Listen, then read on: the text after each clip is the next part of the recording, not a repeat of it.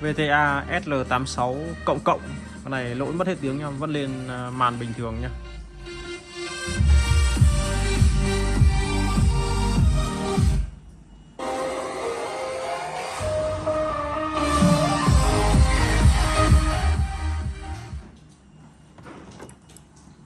Alo, 1 2 6 1 2 6 7 alo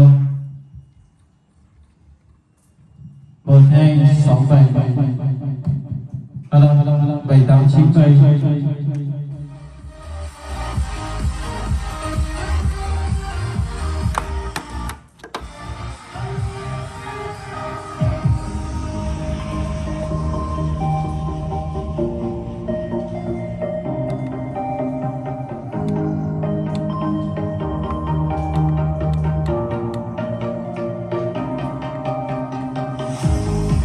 Cái này bị cài mật khẩu.